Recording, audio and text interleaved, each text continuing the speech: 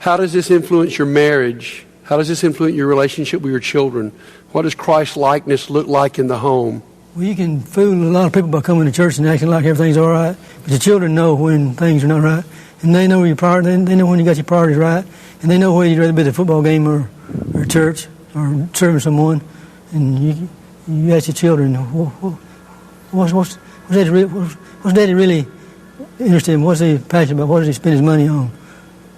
Pretty easy. Children can figure it out.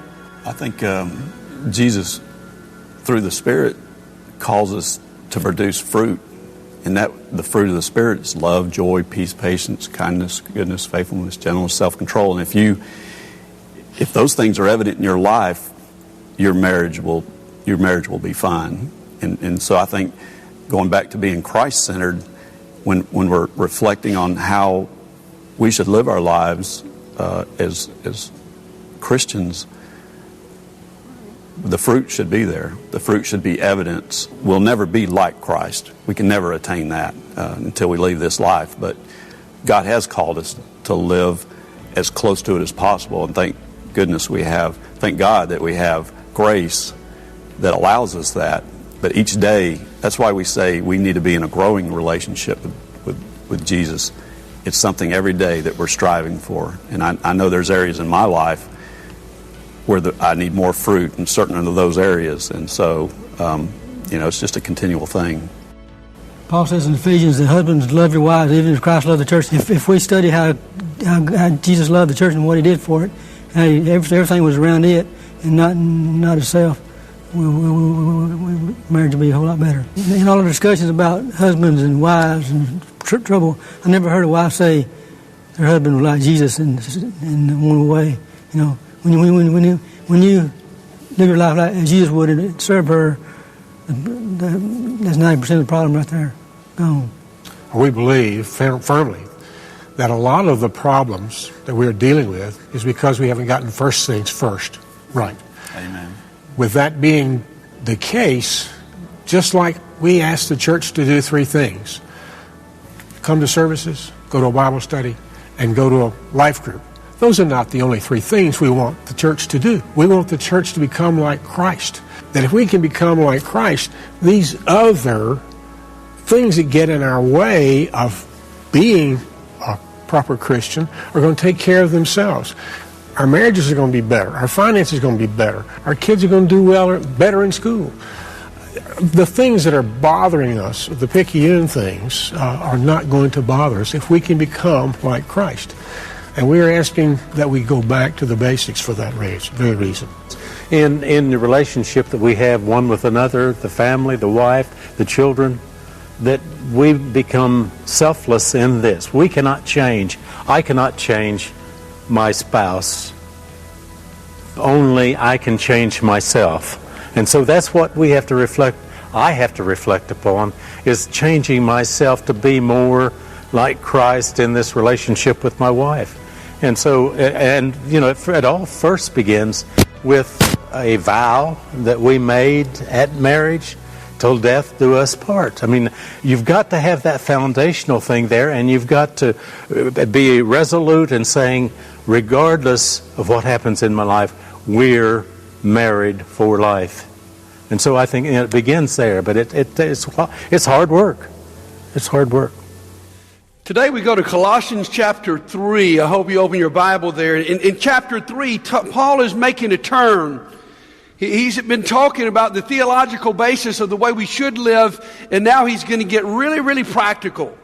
In fact, look at Colossians 3, verse 1 out of the Message translation. He says, "So if you're serious about living this new resurrection life with Christ, act like it."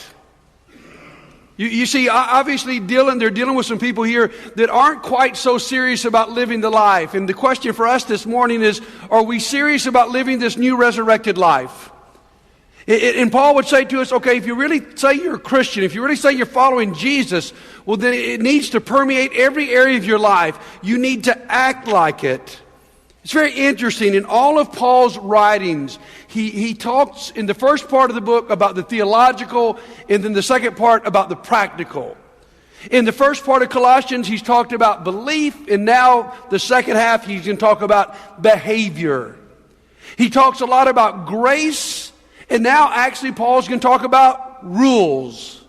Now, if you go to a life group today, I challenge you to talk about why that order in his books. I think there's lots of reasons.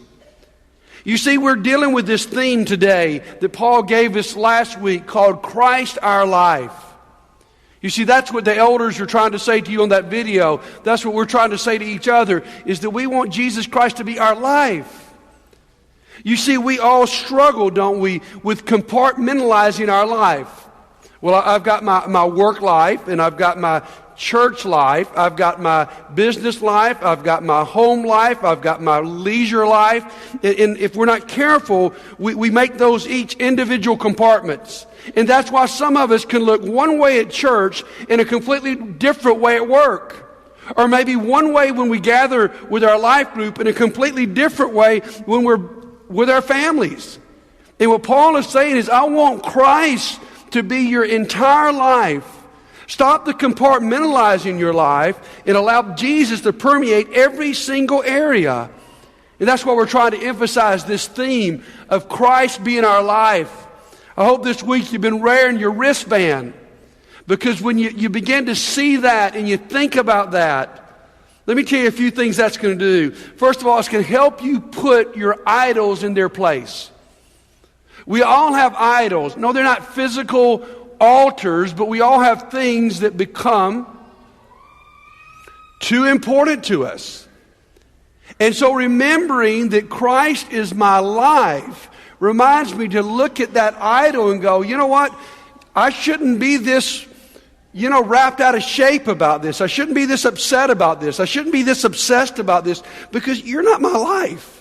I mean, you might be in my life, but you're not my life. Christ is my life, and that makes an incredible difference. It'll help you keep those idols in place. It'll also help me put Christ in his place. That he deserves, my friends, to be number one. Now, how far does that go? Well, here's our point today. Christ being number one goes as far as behind closed doors. Now, we as Americans rightly say to our government, don't enter our home. This is my sanctuary.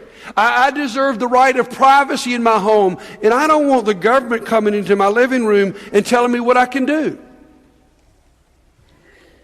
But as Christians, we say to Jesus, the door is wide open. We want you to come into our home. Every room in our house is open to your lordship. And that's what happened when Christ is our life. Now today, we really need to look at this whole idea of Christ coming behind closed doors. We live in a society where family is falling apart. Some of us have experienced the pain of that. I'm not here to make you feel worse. But on the other hand, we've got to be aware of what is happening and the repercussions of what's going on. Listen to these statistics. The divorce rate in 1870 was 1 in every 34 marriages. By 1900, it was 1 in 5. By 1950, it was 1 divorce for every 3 marriages. And today, it's 1 divorce for every 2 marriages. And the repercussions are incredible. I was invited to a conference a few months ago where they talked about society. It really wasn't even based on religion. It was based on some studies from some major universities that actually were shocked by the finding. Universities that we think of being rather secular, like Princeton University and the University of Texas. And they'd done a statistical study about almost every area of problems in our culture. Whether it was drugs or people in prison, people breaking the law, income disparity, you name it. And they found, honestly, to their amazement, it might not have been to our amazement, but that all of those areas where we struggle in are directly tied to the breakdown of the family. Every statistic, whether who goes to prison, who gets on drugs, who does, it was all completely different among those who grew up in strong families and those who didn't. Now we as Christians aren't shocked at that. Maybe we need to be a little bit. Because what it's saying is the foundation of our culture, the foundation of our society, is what we do in our families. And so we get to Colossians 3 today, and the Apostle Paul is going to give us, I call this a poster board. He's going to make it very succinct. Today we're looking at 4 verses that are just 4 sentences. And on this poster board, he's just going to give some advice, some rules about how to have a healthy family. Let me give them to you quickly. Wives, submit to your husbands. Husbands, love your wives. Children, obey your parents. Fathers, don't embitter your children. Pretty interesting. Let's look at those 4 verses and study for a little while together. And let's seek to have healthy families. My friends, God's got the answer. The question is, are you listening? My question as we begin this morning is, can something be said here? Can something be said here that could actually change the way you behave in your home? Or you just come to church to go through the motions today? That's why Paul said, you know what? If you're really into this resurrected life, would you act like it? Let's all be honest. Often the most difficult place, and the place we most often compartmentalize as being distinct, is what goes on in our home. And Paul says, I want to get behind closed doors and I want to do some business with you. Wives, let's start with you. Look at this first verse, verse 18. Wives, submit yourself to your husbands as is fitting to the Lord. Now for us, let's be honest, we do not like the word submit. We don't like it in any area of life. But let me say this to you. In the Bible, it's a very popular word. Scripture has no problem with it. And almost everyone is called upon to submit. Jesus was called upon to submit to his Father. Even in the unity of the Trinity, there was a submissive relationship where Jesus submitted to his Father. In the church, we are told to submit to our leaders. In our marriages, we are honestly told back in Ephesians chapter 5 that we are in some sense to submit to one another. So despite the fact in our independent culture we don't like the word submit, submit's a very good word in the Bible. And so when it comes to wives, we especially get sensitive. This sounds so old-fashioned, so archaic. But listen, the word submit has nothing to do with inequality, that one of the spouses is worth more than the other. The word submit here is simply a military term. It simply means to rank under. If you're in the military, because you're a private and someone above you is a colonel, doesn't mean they're better than you or a better person. It simply means there's a line of authority. And in the home, God said, what I don't want to have is a two-headed monster. I'm going to set up some authority. And wives, in this authority, you are to submit to your husband as you submit to the Lord. It's not a bad thing, it's a good thing. Now listen to this. One reason Paul had to write this was because Jesus had so elevated the role of women that there was an issue with this.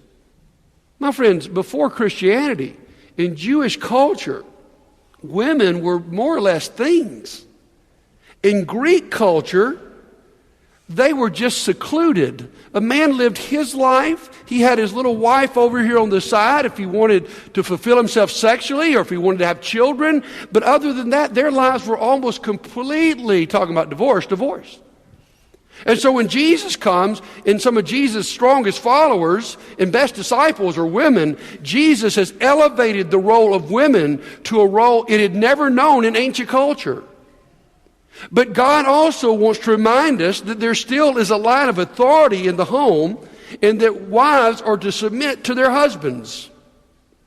There begins to be a lot of trouble when we don't understand this. Wives, this is not saying that you agree with your husband about everything or that he's right about everything. It simply means that you respect him enough to submit to his authority. It's fitting. It's what the Lord has planned for you. So I challenge wives. Oftentimes things are difficult in the family because both of you want to rule. And we get in a power struggle. Now, men, this is something certainly that could be abused, this word. I'm the authority, I'm the king, I'm the dictator, you do exactly what I want to do, there's no discussion. No, that's not what he's saying. He'll fight that in the next verse, all right? But he is saying, guys, at the end of the day, and a decision needs to be made, and maybe you can't come to consensus or agreement, you need to submit. That's just what he says. And again, that's not an ugly thing. That truly, biblically, is a beautiful thing. It doesn't mean you're not equal to him. My friends, Jesus was in every way equal to his Father in heaven, but he also chose to submit. All right? That's the first line of our poster. Line number 2. Husbands, love your wives and do not be harsh with them. Paul knows what he's just said needs to be balanced. That we as men have a tendency, if we're not careful, to be harsh, to be overbearing, to maybe take this leadership role to a place that God never intended it to be. So he says, you need to love your wives. Now, Paul would add in Ephesians chapter 5, you are to love your wives as Christ loved the church. You talking about a standard. I like what Junior said on that video. He's never talked to a married couple where the husband was loving his wife the way Christ loved the church, where there was complaints. Guys, if we want to take the leadership role and we go, yes, we are the leaders, and yes, they need to submit, be very careful about that. You need to lead in love. This is not a dominating dictatorial role. This is a loving role. And the word that Paul uses here is not for romantic love. He's not opposed to that. It's for this highest form of love known in the Greek language called agape love, which is really more of an action than a feeling. And so Paul's saying, men, you want to lead your family? Lead them with love. I like the story of this couple that went to this counselor. They've been going for weeks and weeks and making no progress. And the counselor was getting frustrated with him, especially frustrated with the husband because he just wouldn't change. And so finally, in about the seventh session, at the middle of the session, the counselor stood up from where he was sitting, walked over, and gave the wife a big hug. And then as he walked back to his chair, he looked at the husband and said, that's exactly what she needs. And the husband said, well, I'll bring her to your office on Tuesdays and Thursdays. I play golf on Monday, Wednesday, and Fridays.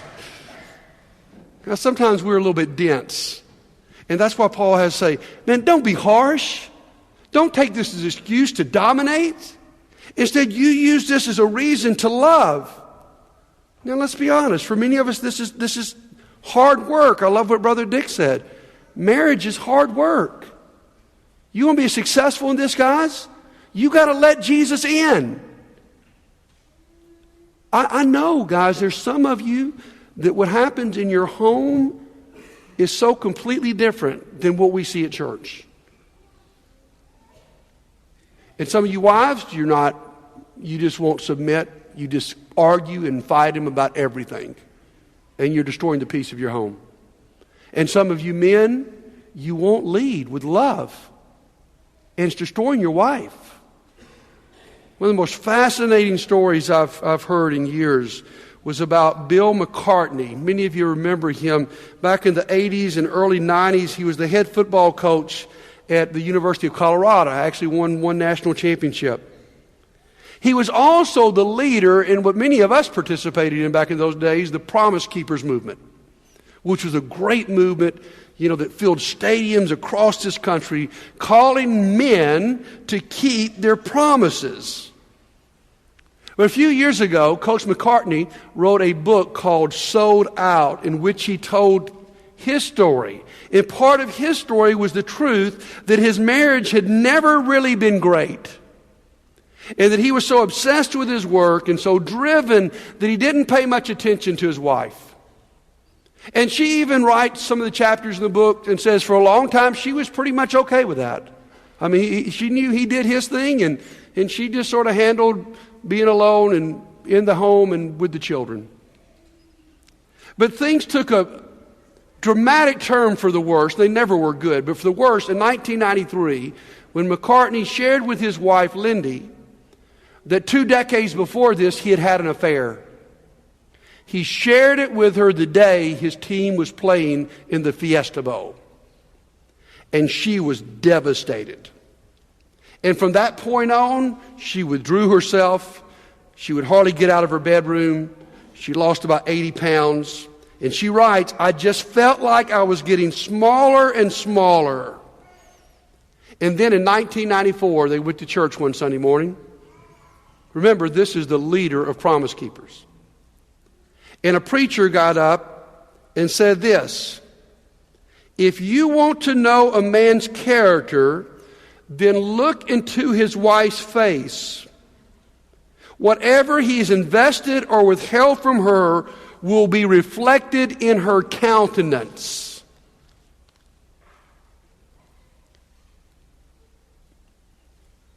He turned to his wife and he saw the haunted, empty look in her eyes. And Bill McCartney was convicted about his own sinful neglect.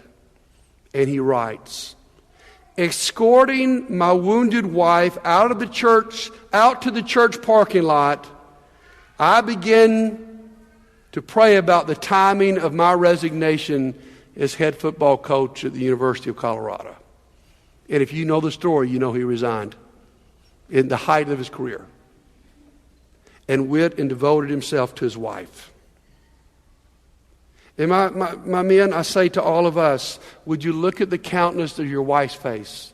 Does it say something about what you've given to her or what you have withheld from her? You know, in Ephesians 5, Paul goes a little deeper in this, and he makes really a very interesting point that I think has been hidden from us for a long time. In Ephesians chapter 5, verse 33, he says, wives, respect your husbands.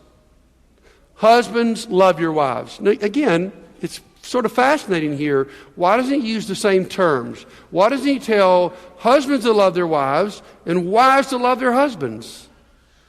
But if you don't remember anything else from this message, here might be a really practical point for your marriage. Every study has shown Paul was not just making up words there. That what wives really need is they need that kind of nurturing love. And what husbands need, even more than love, is they need respect. The ancient formula still true. And so wives, in your submission, show respect to your husband. That's what he needs even more than your expression of love. The best words to your husband you could give him is, I respect you. Men, what your wife needs, she needs respect, but even more she needs love. And the best words you can say to her is, I love you. So Paul says this is what wives need to do. Here's what husbands need to do. And then he gets even further into our house and goes to the children. Children, obey your parents in everything, for this pleases the Lord. Now let me talk to us parents for a moment, and then I'm going to talk to the children. A lot of the reasons our children do not obey is because we do not expect obedience. Somehow in our permissive culture, we've almost decided we're doing our children a favor by not making them obey. That in the name of love, we have become so lax with our children that though we may threaten 1,000 times, you're going to get in trouble if you do this, and if you cross this line, there's going to be a punishment, we don't come through with it. And we don't expect obedience. I remember seeing a father down in this hall, this was a few years ago, and his son was running down the hall, just running away from him. It was Twaski Ralph, and Twaski said, Junior, stop running down the hall. And I saw his son stop in his tracks, turn around and say, yes, sir. I said, Twaski, how did you get that to happen? He said he knows what's going to happen if he doesn't, all right? Guys, parents, we've got to teach our children obedience. One of the worst examples in Scripture was Eli the high priest, who failed to restrain his sons. And they had no regard for the Lord.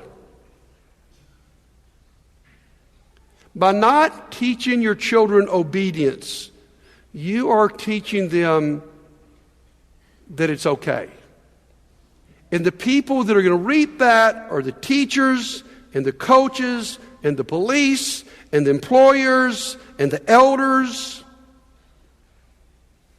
Because we live in a culture where you just don't say yes. Years ago, we all know this, the elders of the church could stand before a church like this and say, we want you to do these 3 things. It happened. We know that's not the truth anymore. Because we live in a culture where we really don't want to submit and obey anybody. But even worse than all of that, even worse than what you're going to do to the teachers and the coaches and the elders, is what you're going to do to their relationship with God. Because if they don't learn how to obey and submit to you, they're going to have a hard time learning to obey and submit to God. So parents, we've got to learn. We've got to learn to say no sometimes. We indulge our children way too much. I remember when John Roseman was here, he did this survey. He said, parents, here's what I want you to do.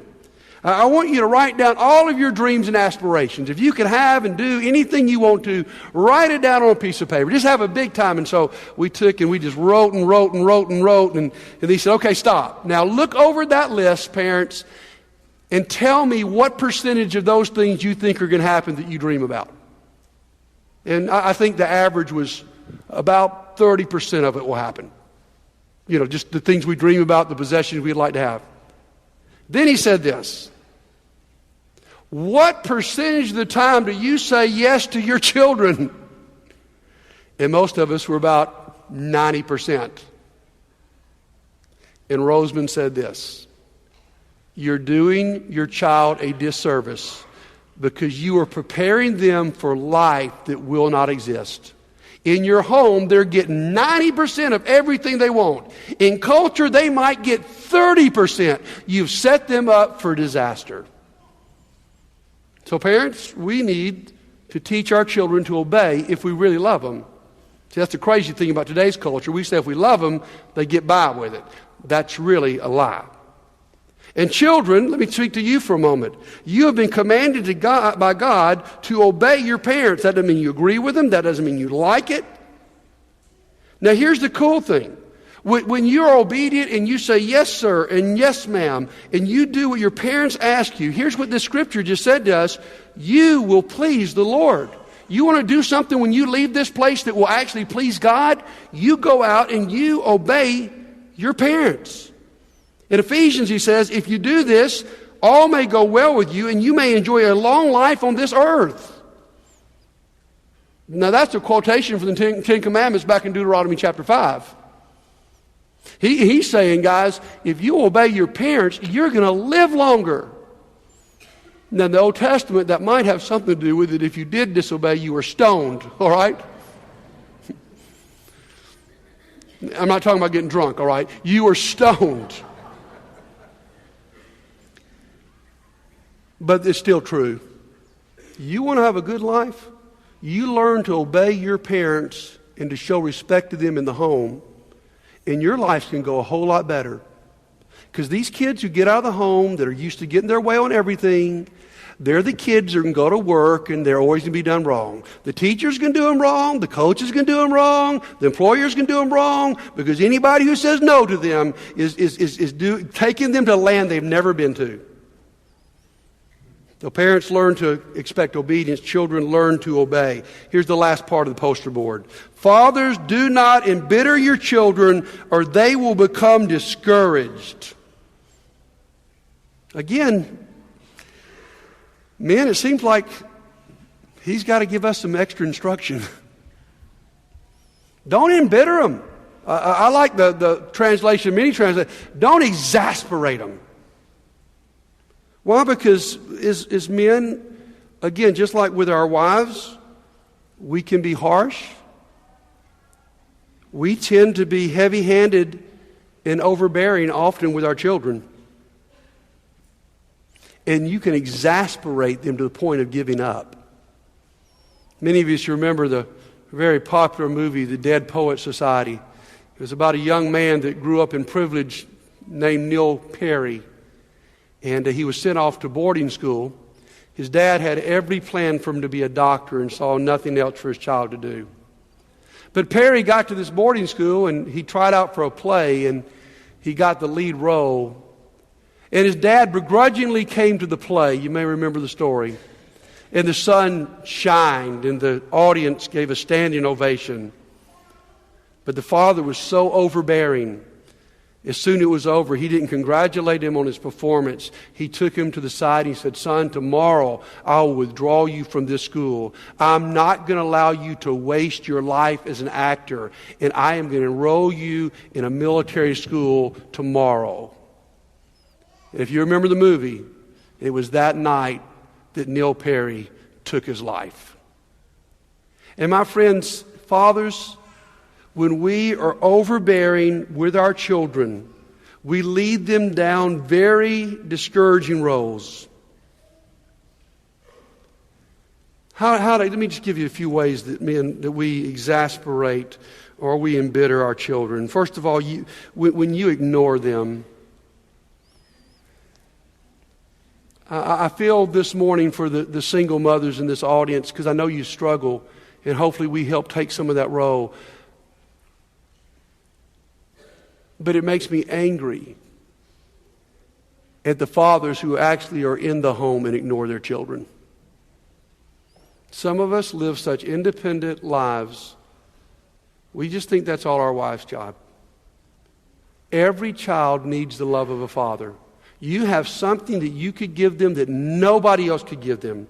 Sometimes we embitter them by indulging them. Sometimes we exasperate them by insulting them.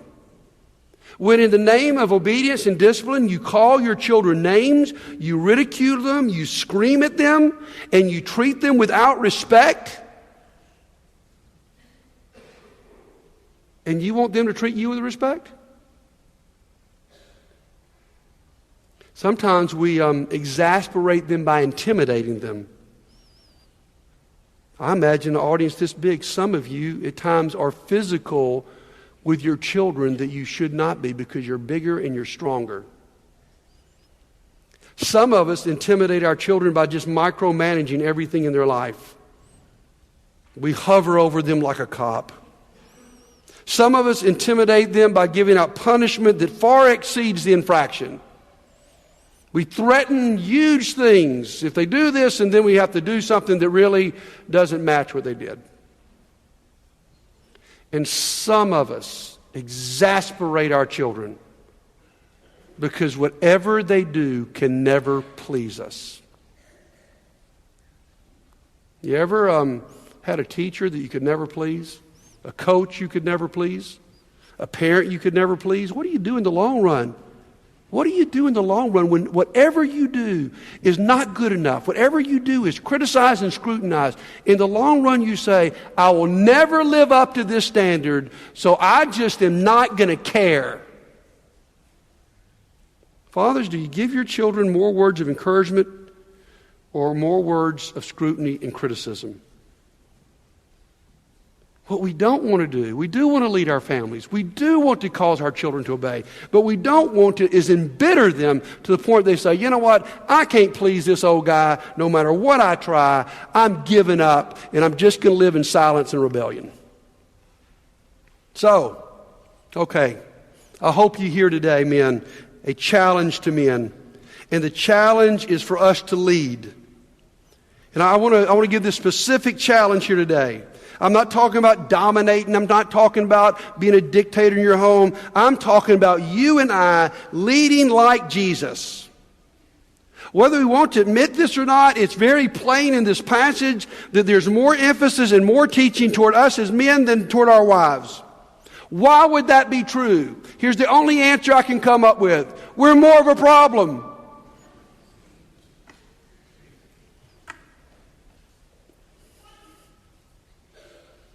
I don't know what it is, but there's something in our wiring, our propensity that allows harshness and roughness and some of these things we're talking about to be a part of us.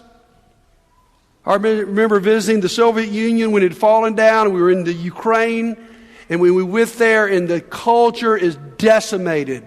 And all the leaders in all the homes, almost to no exception, were the women, because the men were just out drunking.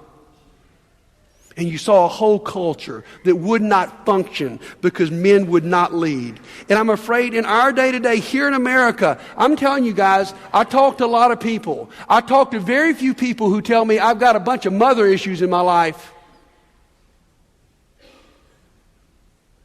I hardly ever talk to someone who's really deeply in problem that they don't tell me they've got some father issues in their life. And that's why we got to wake up. Because men, you set the atmosphere for the home. You've been called by God. You can abdicate that and screw everything up. Or you can step up and lead. And let's say this. We also set the tone in the church. I believe the Bible teaches male leadership. I don't think it means all the things we've interpreted through the years, and I think we've been way overboard with that. But I still believe the tone of the church is going to be set by the men. And in too many churches, we know it's the ladies who do most of the work. It's the ladies who are the most spiritual in the home. It's the ladies who are the most godly. And I hope you take this as a challenge. What your wife yearns for more than anything else is for you to stand up and lead. And what this church yearns for, or I'm not talking about feminized leadership men, I'm talking about bold, risk-taking leadership, spiritual, godly men. You say, buddy, how can I do that? Man, I've blown it so bad. I've already blown one marriage. Let me tell you this. Don't you dare blow another one. I've already, my children are this age, and let me say this. Here's the cool thing about what we're teaching to husbands and wives. It's never too late to start. Never too late. Guys, we can't change what you have done in the past, so let's don't even deal with that right now. We've all got parts of our past we're embarrassed by. But what we can change right now is what we are going to do in the future. Now, how can that happen? Let me tell you. That's why I think Paul talks about theology before he gets here. You can change as a man, you can change as a woman, if you'll first of all make Christ the foundation of your life. It's when Christ is that foundation, when Christ is your life, that you learn to lead, you learn to love, you learn to submit, you learn to obey. Because you first experienced that through Jesus Christ. Let me tell you guys, nothing that Paul has said in this poster board lesson is going to change until you put Jesus number one. Because He's going to one. You say, man, I've tried so long, or I'm new in my marriage, I'm wanting to work, or there's some of you here, your marriage is falling apart. It's on the edge of disaster. And the only hope is Jesus. So men, in this special challenge today, I want to invite you to be able to pray with another man. So I'm going to ask all the elders in the audience and all of our ministers, if you'd come surround the stage. If you're an elder or minister, if you would please come right now and surround the stage. And men, while we sing, I'm not going to ask you to come fill a card out and spew your guts in front of everybody. I'm just going to ask you to come to one of these men and say, man, I need to be a better husband. Somehow, I just got to learn to love my wife. I'm too harsh on my children. Or maybe I'm too lax with my children. But of all things, I want to get this right. Of all things in my life, I don't want to lose my family. So you'll have a chance to pray with them. Mark Loudermilk gave me a quotation this week I thought was really awesome. Prayer is not a substitute for action, is an action for which there is no substitute. So you think, buddy, well, all I'm going to do is come up here and pray with somebody. Let me say this, guys. To pray with someone can be life-changing. It's an action for which there is no substitute. You want to humble yourself? You want to submit yourself to God? Come pray. Just come up, tell one of these men your name. Tell them what you need prayers about. And while we sing together, be prayed about your role. Maybe you're a pretty good husband, pretty good father, but you want to be a great one. Or maybe you're just concerned about your child or your grandchild and you want somebody to pray about it.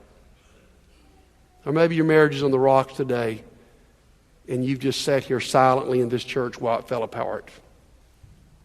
And you know when we're going to find out about it? You know when these guys are going to find out about it? They're going to find out about it when it's way too late and there's nothing they can do. You talking about frustrating? Is the shepherds of this church? So some of you, many of us, take a proactive stance today. Come let somebody pray with you. If you need to confess something or become a Christian, meet me on the front row. But if you'd like to pray with one of us, why don't you come right now while we stand and sing?